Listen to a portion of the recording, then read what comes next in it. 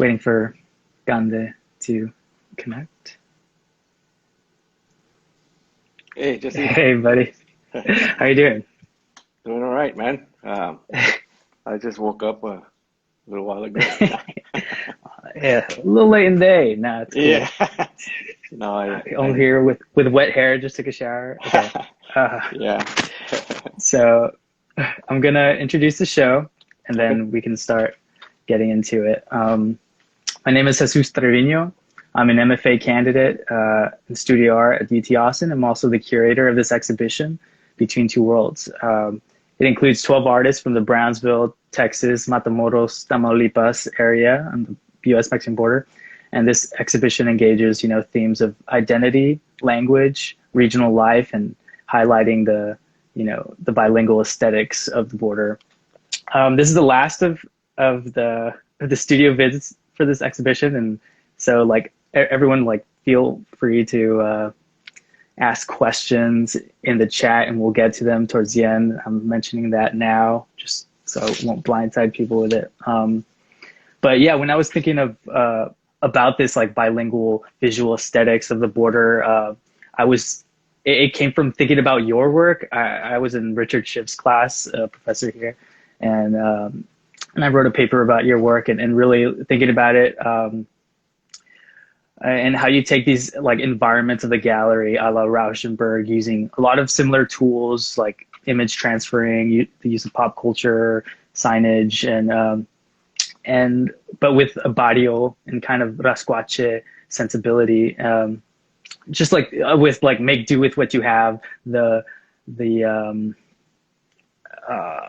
inventiveness of making do with what you have, and the hybridization and kind of telling of maybe a social class. But yeah, I feel like you do all that incredibly effectively, and I feel honored to have gotten to talk with you and get to know you, and you have such a presence in South Texas and in Texas, and you're really starting to get out there. You just had a solo show in New York, and just really inspiring, and just happy to be here with you. So Thank you. please, yeah, when just feel free to introduce yourself, kind of tell us about you, and we'll go from there. Okay. Yeah. Thanks for the invitation, first of all, for the show. I thought it was a long overdue as far as having this kind of show, with artists from Bronzo, and I think it's a real good show. And my name is Cande Aguilar, and I'm from here from Brownsville, Texas.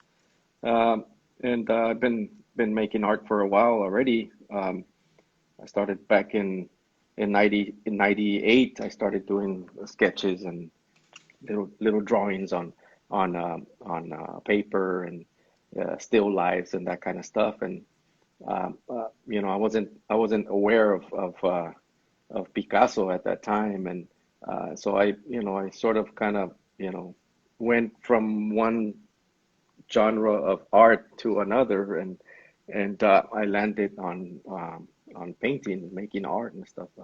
I had done some art in junior high and high school and stuff like that, but I never really thought that that was gonna be something that I was gonna go back to. My life was music, and I thought that was gonna be like the rest of my life, like my dad, right? But I don't know. At some point, somehow, some way, things just changed, and my band broke up, and so maybe I don't know, 8 months before the band broke up, I like I said, I had started doing sketches and stuff like that, and pastels, and it's almost, I don't know, it was like maybe subconsciously, I don't know, it just kind of took over, and by the time I knew it, I was the band had ended 8 months later, and then I started doing more like paintings on canvas and stuff like that, and And so yeah. and you've been making music for a long time, right? I think I read somewhere that you released a CD at 13 with original Yeah, songs and stuff. yeah, Uh, yeah. Yeah, just I being recorded. around. Go ahead, Sorry, sorry, sorry. sorry. Yeah, go ahead, go ahead, go ahead. I was just gonna say that, yeah, you being around. I guess your dad being in a famous conjunto band himself. Kind of, oh, it kind of gave you like maybe some sensibilities of like the go out there and just get it done and do things for yourself. Like releasing a CD at 13, and you're always like the type of person to be in people's emails and trying to get yourself out there. And I feel like that's kind of started since then and since music. But um, I, I guess like when that shift happened from making music to making like making objects and making paintings. Mhm. I mean, were they always like? I guess you kind of touched on it, but like you kind of made them in tandem. Do you see like what's the relationship between the two? Um, uh, yeah, do they exist together? Do they inform each other? You still make music, but I mean, this now you see yourself as an artist and you make paintings as a profession. And Right, right. how do you see that Yeah, relationship? I guess. in the beginning, I didn't see the connection, or it wasn't apparent to me because when I started doing like sketches and drawings, it was more like one media type thing, you know. So it was like I was doing, you know, a drawing, but it was all pastel, you know. So the reason why I say that is because later on, it's the musical side of how I saw music and how I put music together sort of kind of informed and went in, you know, into the visual sense, because I realized that with music, you know, I was aware, you know, by the time that, you know, I started making visual art, I was already a fully blown, you know, musician, as you can say, that had already, you know, played for many years, and I already knew what was going on, what I was doing. And so, you know, when it came to compositions and into putting music together, I realized it in, you know, that I realized that I was grabbing riffs from here, riffs from there, and riffs from there, right? So in other words, it was like if I was getting a little piece of a little riff from Ramon Ayala, and then I would get a little piece from maybe some Italian accordion player, you know, that, you know, has nothing to do with conjunto music, but it was two different for me. It appeared to be like two different mediums, right? Two different, you know, even though it was accordion, but it was totally two different styles. So I was putting things together, you know, like that, right? Kind of pasting things together, right? And so Yeah. and so, you know, that kind of went, that sort of same thinking went into, you know, painting when I started actually, you know, when I realized that, you know, I can, you know, I can use a spray paint and I can use acrylic paint together, you know, and so this was Ramon Ayala and this was that accordion player from Germany or whatever, right? So Yeah. so so in that sense, it, you know, it sort of felt very sort of it just made sense to me, right? It just made sense to me to be able to combine mediums, right? That's why I call my paintings multimedia, right? Because they're full of different kinds of paints, right? And so, you know, and so right now, you know, looking at this, the first paint, I put it up on the wall so I could show it to you guys, and that's what I mean by it was one medium when I started. You know, let me turn the camera around. And so it was one medium, and so this painting right here was my first step, my first painting that I did with oil painting, and it's very abstract. It's kind of like it's kind of like a self portrait, you know, very reduced, very, you know, the circles, you know, of course, you know, resemble Right. the either my eyes or the glasses, right? But you know, you can see that it was, you know, it was all oil, you know, and so Right. Right. so you know, this was something that I kind of, you know, felt like more like I just kind of threw together and I just started on it, and it really wasn't something that I really felt all that fond of, or felt like, you know, this is what I want to do, or whatever. But it was sort of this start into figuring out how oil paint would mix and how it would work together, you know, and you know, really basically how long it would take to dry, and you know, all this and that, right? So um, Yeah. Oh no.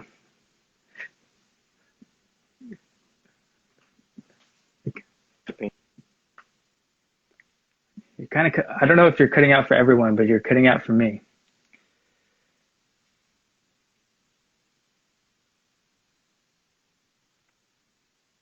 Cande?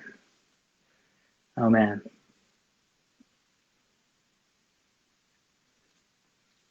Yo, can you help? Can you hear me? You kind of cut out for a bit. You're loading.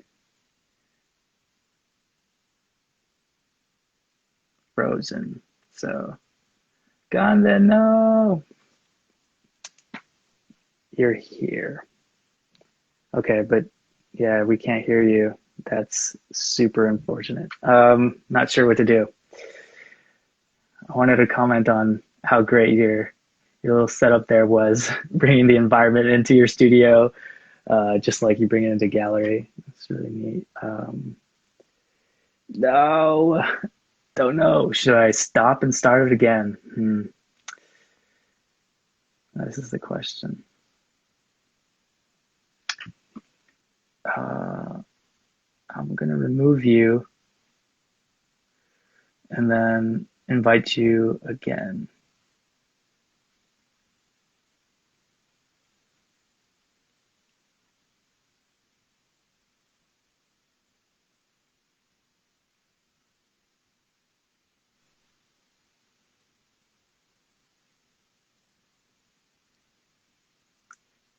Hello? I can hear you. Somewhat. I feel I it feels unreliable. I don't know. I don't trust it. Oh, you're kind of frozen for me. But I heard you laughing just now. Yeah, yeah. I can hear you. Okay. And I can kind of hear you, but you sound robotic. Oof, the connection doesn't seem the I best, wonder, I unfortunately. wonder.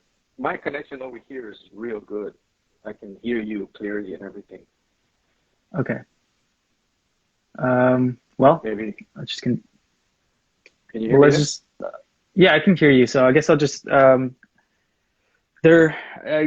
kind of going back to what the conjunto music. There's like conjunto music is like specific to a region and can be, I guess, and your work similarly addresses regional themes and topics. And uh, how do you see that relationship? Like, what does the region mean to you in your work, and why are you depicting it in this way? And yeah, Yeah, I mean, I think it's just, for a long time there, I was making abstract paintings more than anything. It was purely abstract. And I mean, I don't know if I was trying to, I think I was training myself to find, an aesthetic, or to find a way to make artwork that was interesting to me, right? And, uh, and so for like I said, for a long time, I was working with the materials. I think that for me, that was like very important, the handling of materials and the knowing what the materials do, and and and being able to manipulate them to where I was able to basically go anywhere. And then I mean, it goes back to, the abstract work goes back to, what, because I just didn't want to make a painting like the one I just showed you, right? Where it was just, it was just paint, and I just put it on there, and I okay, just went with it. Um, that wasn't enough for me. I thought that was like, nah, I can't do this. I'm not feeling it. And so yeah, when my first daughter was born, that's when, it really opened up for me as far as understanding abstraction, because, I realized that, when she was, she was still an infant, and I've said this a lot of times, in articles and stuff like that. I keep repeating it, but I mean, I think it's important to say that's the way I sort of organically was able to, uh, abstract and visualize things and put them together. Because again, I'm going back to my daughter. When she was born, as soon as she started, able to hold up her head, and look around and stuff, I could see it in her eyes that she would look at things, and she would focus. She would like, focus on whatever, a pattern or a color or whatever. Who knows what she was looking at or focusing at or even thinking.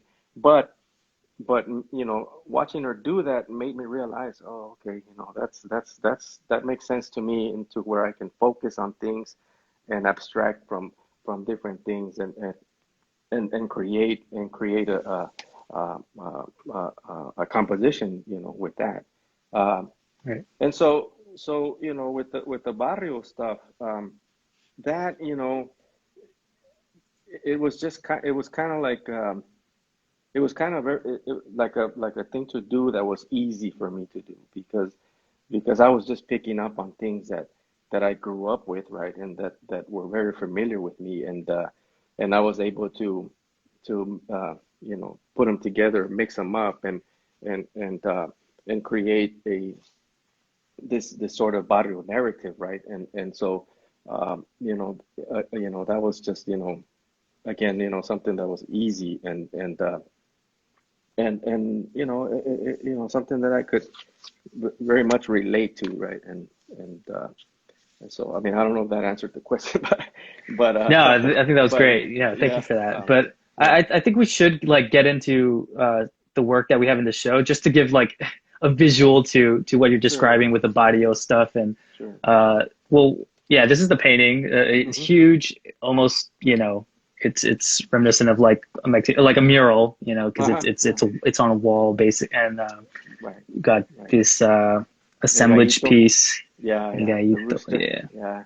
I So the rooster for me, and that you can see that there's that gold structure, under it. It's a globe, it's a basically a globe stand.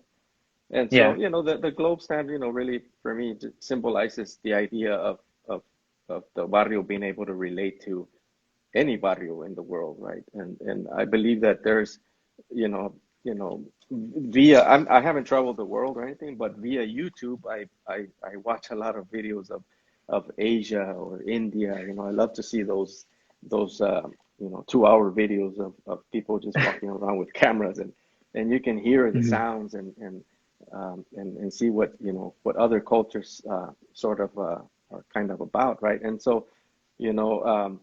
So the present, that creature that really, thrives in the neighborhoods, right? And you can hear them in the background, and they'll wake you up in the morning and that kind of stuff. And so it's kind of like maybe a little bit of humor in that piece. And Right. and and uh, and so when Where I did you went find to, these objects? yeah, Oh, yeah, sorry. I was Go gonna on. say that I was gonna have a show here in Harlingen at a gallery here this was back in 2018, I think, and I thought, okay, I need something, to put on the floor, right? I need to balance out, this area or whatever, and so Yeah. I thought, okay, I'm gonna go to the flea market. It's literally like, 4 blocks away from here, from my house, and Mhm. so I went to the flea market, and I really didn't know what I was looking for, but I thought, okay, I'm just gonna walk around and see what catches my eye, and and uh, and so, if I see something I like, maybe, I'll just buy it, and so Yeah. sure enough, I see the rooster, and at first there was two roosters, right, and the one that caught my eye is the one that I didn't buy, because it was too big. I couldn't carry it, and so I'm Yeah. like, what's gonna happen is I'm gonna buy it, I'm gonna drop it, and so I asked the lady if she had something else or another one, and she said, yeah, I have this other one. She pulled that one out, and it was like, okay, that's perfect, and I can just put it under my arm, and carry it out, and I forgot how much I paid for it. I think it was maybe like $15 or something, 10, $15. So then, when you're putting all these objects together, like what are you thinking of? Like what? Like, okay, you didn't have anything in mind going to the flea market, but once you found that thing and it felt right, like how do you construct this? The rooster, yeah. When I got the rooster, these colors, I like the color.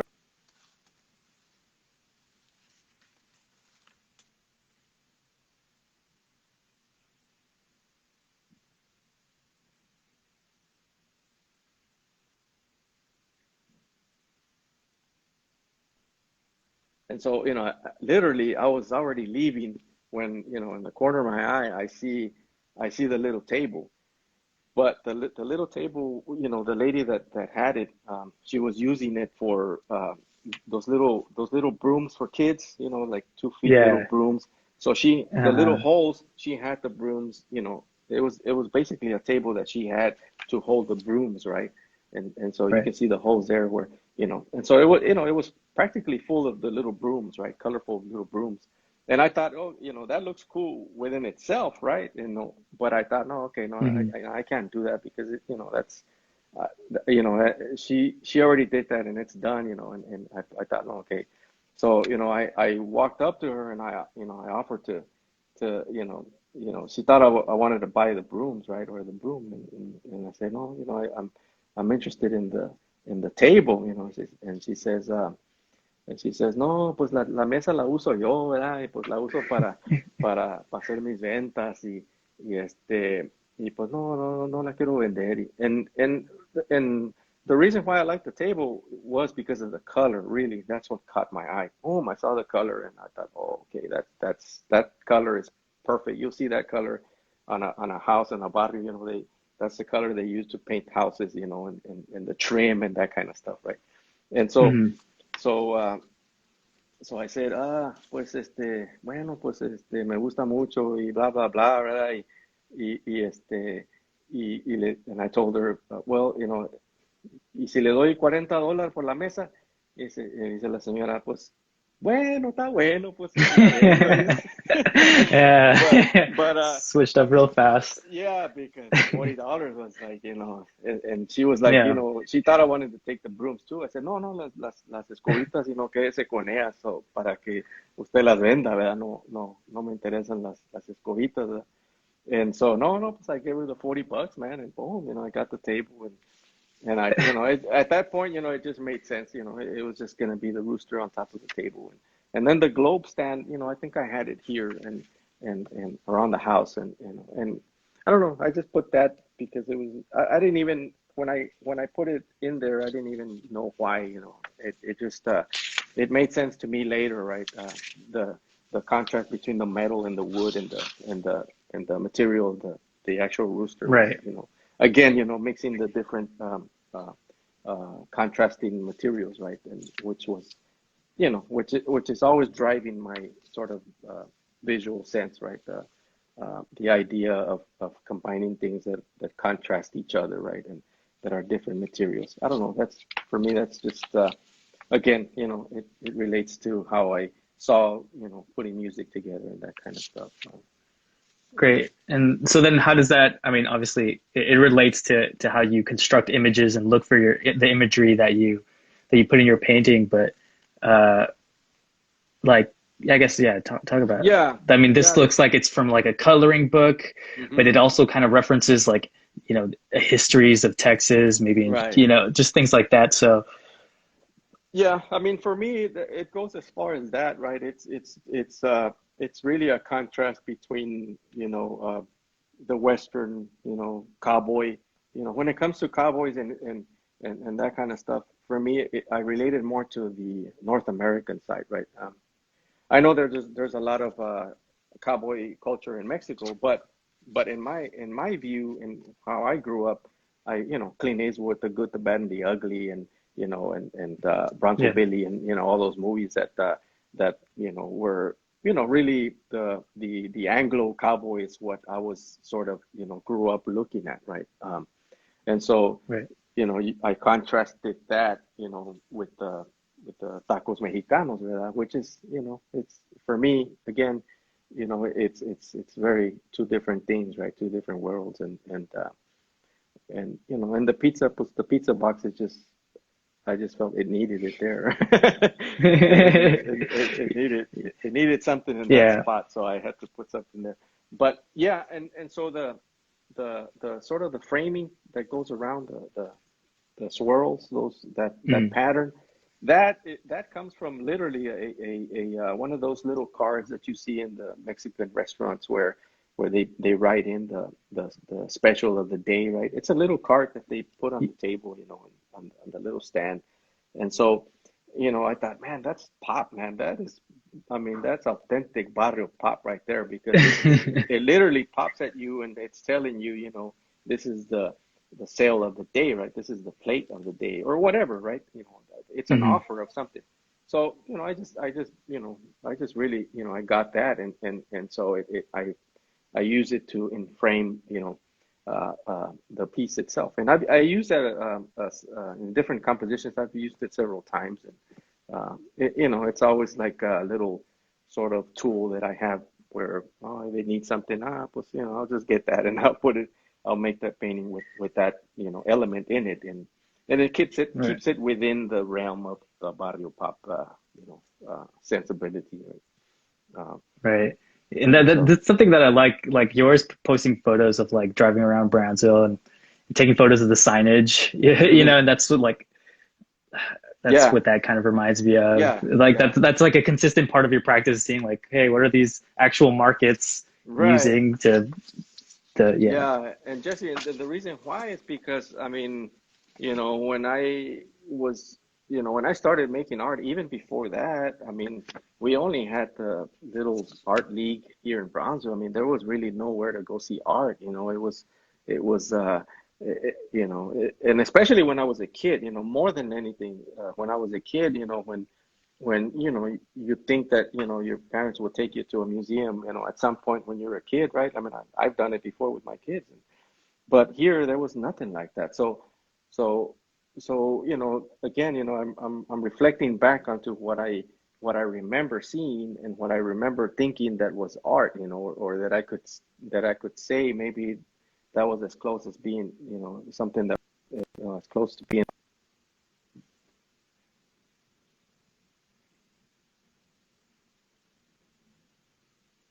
Mhm.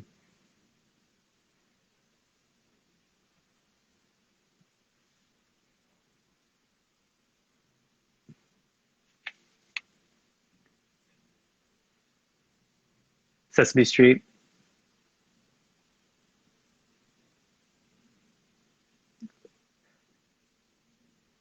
I've said this before. The street was sort of my museum, right? I mean, and then I think that it makes again the contrasting between walking into a mom and pop store and then maybe in that same day or the next day walking into a McDonald's. I mean the con.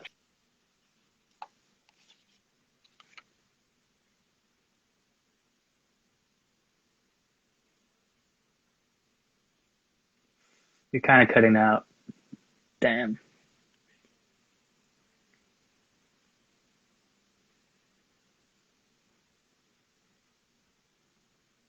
Pristine.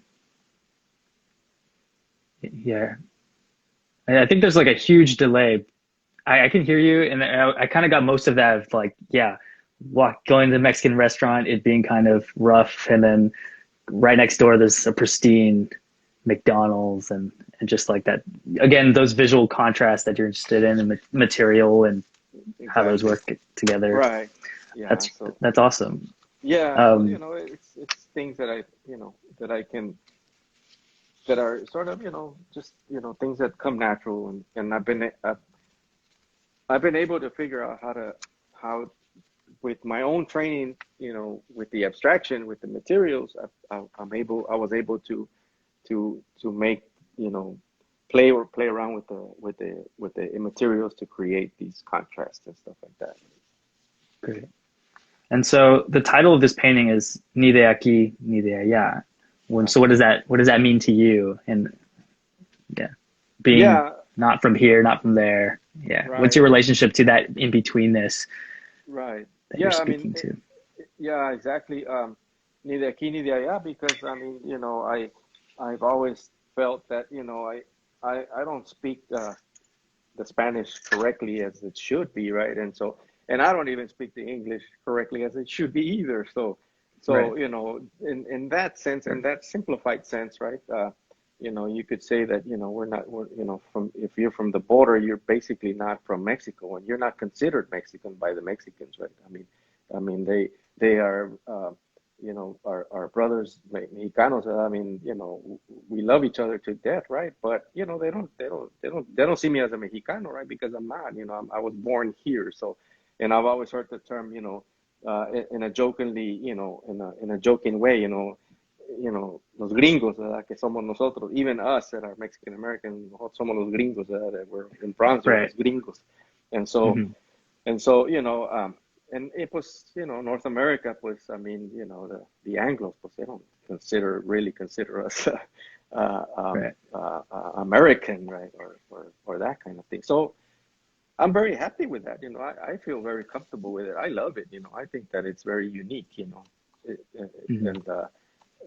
And I think that it's a very unique position to have, in art, también. I mean, Right. because it's just so much to feed off of.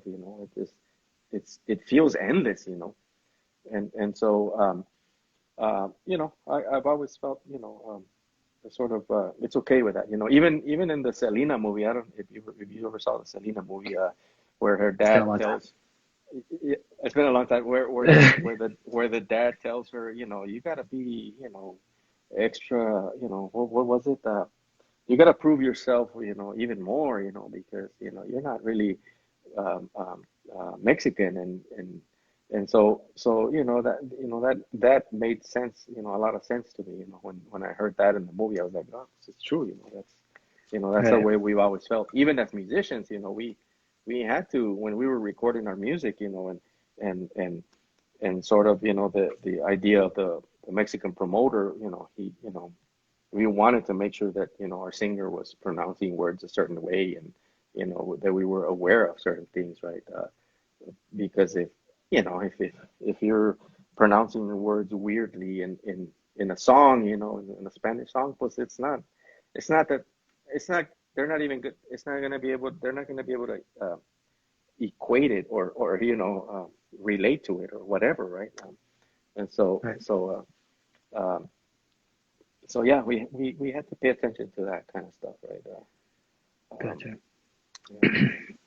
Yeah. I mean, we have a question in the chat, but I'm just gonna remind people we're gonna close end this soon, but just like you can feel free to like get your questions in and we'll try to answer them. But someone wanted you to talk more about play and humor in your work. Mhm. So what's like the purpose, the function? How do you think of humor and play in your work? Did you Yeah, get I that? mean, again, yeah, yeah. Can you hear me? Yeah. When I grew up, also growing up in the barrio, and playing hide and go seek, and hanging out in at the light pole in the front of the house, and you know, I mean, we would always, poke fun at each other, just, kind of say jokes. And I had one of my best friends at the time, man. I mean, that guy, he could just go on and on and on with jokes. I mean, he had joke after joke, and it always seemed like it was a different one. Like he never repeated a joke. And so le decíamos Pito. His name was Lupe, but we called him Pito. And so I think that I got a lot of the humor from him. As far as recognizing it a certain way, right? Los chistes de Pepito, los chistes de Don Chema. Don't ask me about any of the chistes, because I can never remember any chistes. But somehow, the idea of the chistes, it sort of, kind of, I don't know, it kind of, went into the artwork, or the idea of certain humor. And plus, my wife always says, that I'm not funny, and so maybe it's I'm trying to prove to her that there's a little bit of humor in me, right? And it comes out in the artwork, right?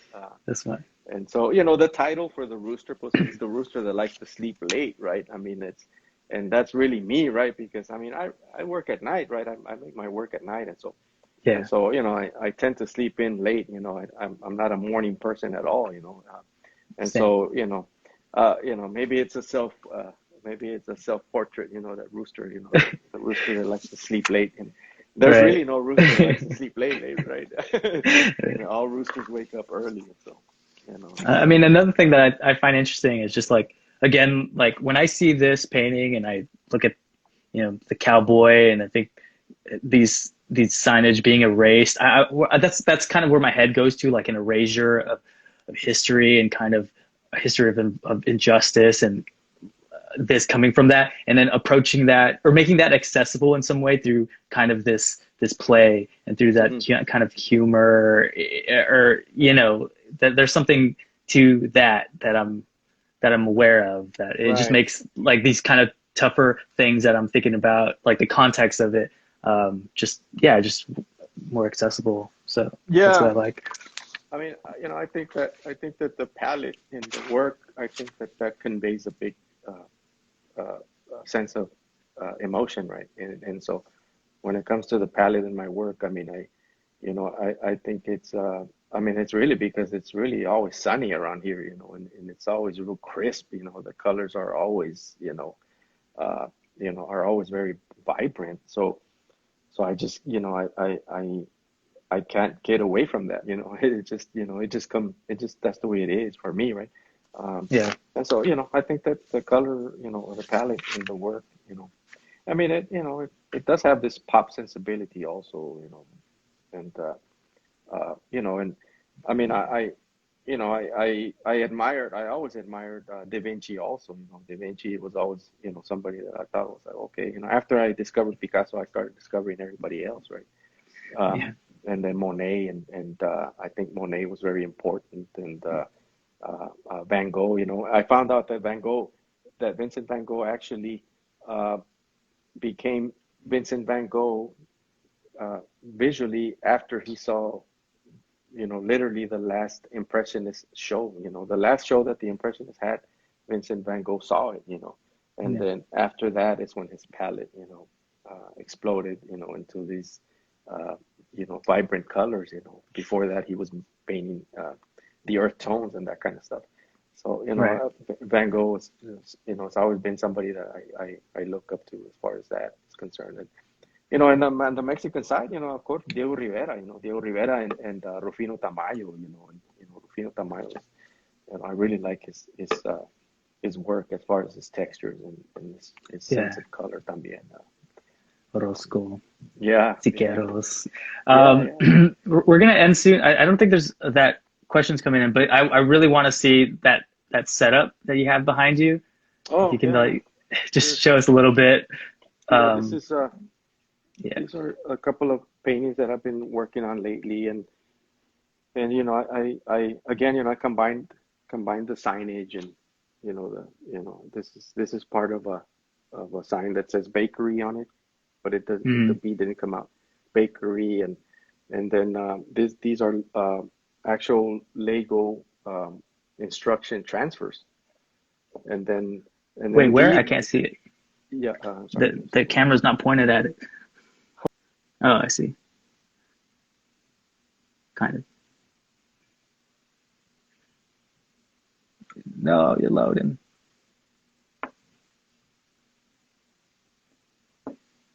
There.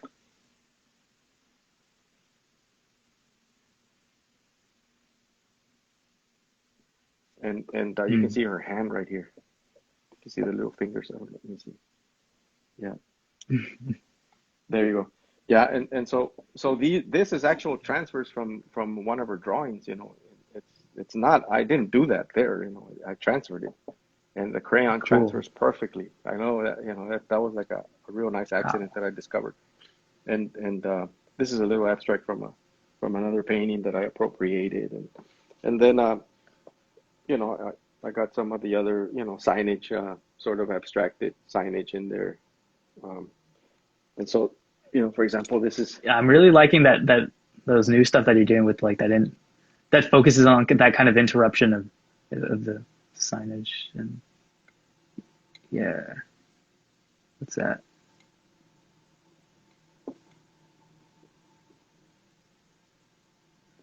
Cande?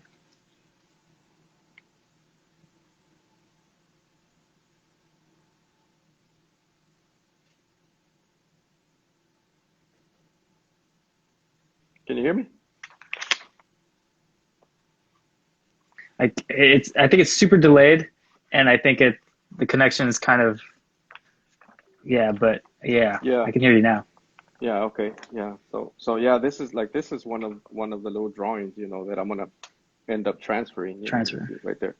Yeah, see. So Awesome. all that is gonna end up transferring.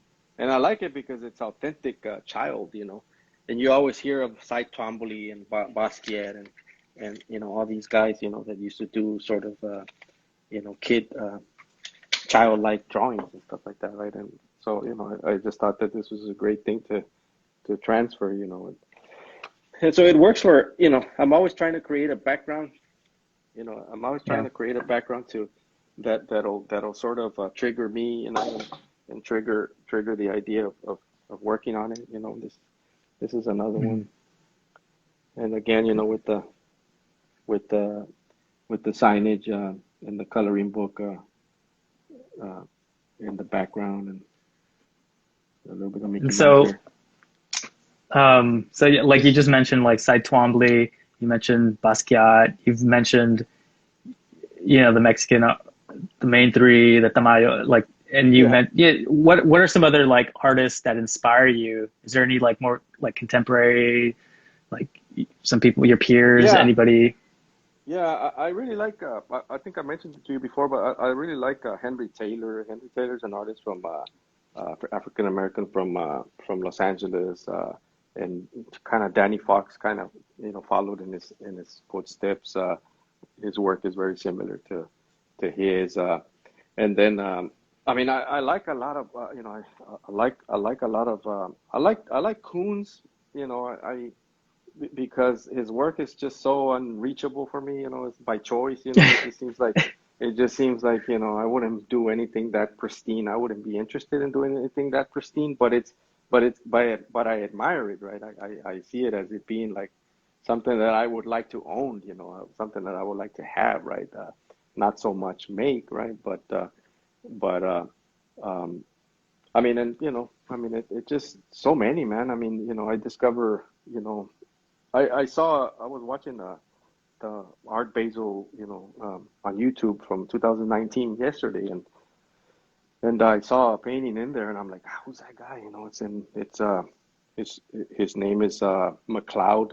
What's his first name? Uh, Cody McLeod or something, and and his work I had seen it like years ago, but then I saw it again I saw it again in that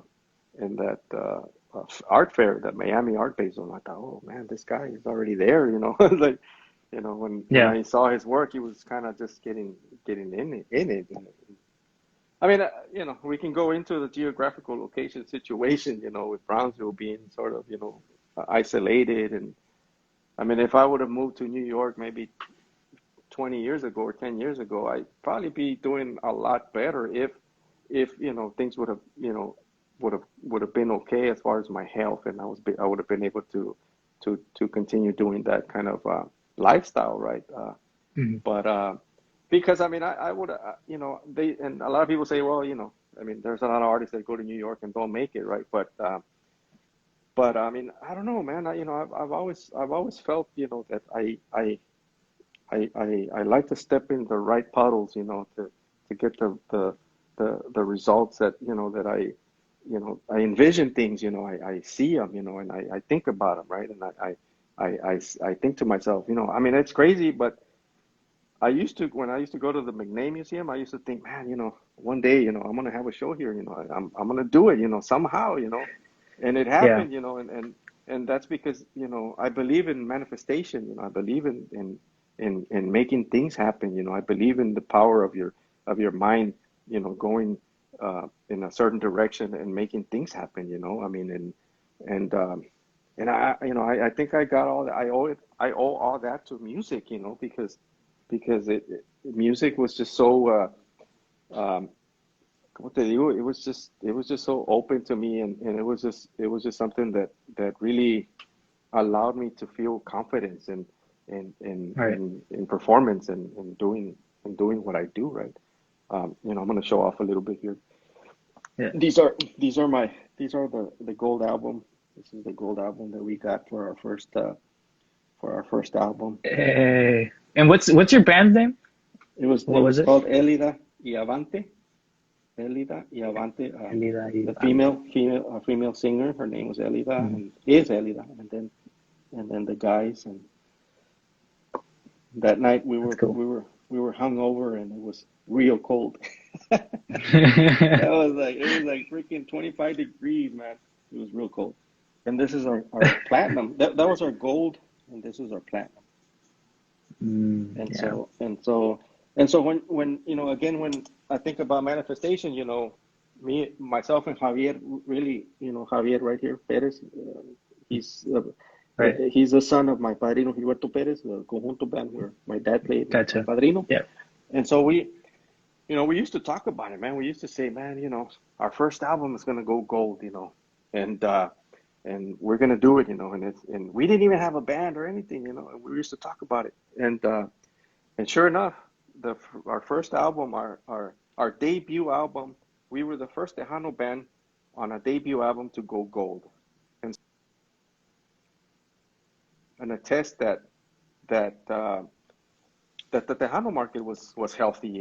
It was a good, it was good, but when things went wrong with the death of Selena, and then the industry just kind of got out of whack, man. It just changed. It changed. But that's I can go into Yeah. another subject with that. But No, but that was super great and insightful, and I think we have to end it. Just like it's getting a little long, and people on yeah, Zoom are sure, all there getting tired. yeah, But yeah. that was great, and thank you for showing those albums and showing your space and talking about your work. All right, yeah, of course, of course. Again, I congratulations to everybody in the show, and to the Visual Arts Center. Really appreciate the opportunity, and for you, Jesse, to taking on the project. It was well done and well written, and I think it was great, man. It was great. I was very happy to be part of it.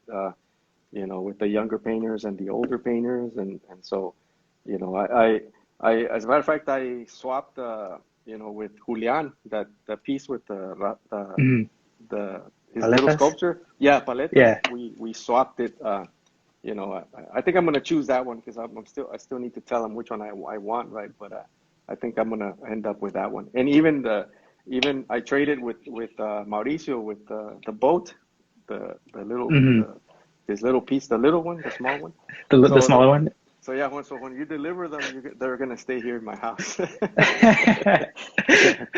Great. That's cool. Yeah, I yeah, need one. Okay. yeah, Well, we're yeah. gonna end it. Thank you so much. This was really great. Bueno, Jesús, take care, man. Thank you. Bye bye.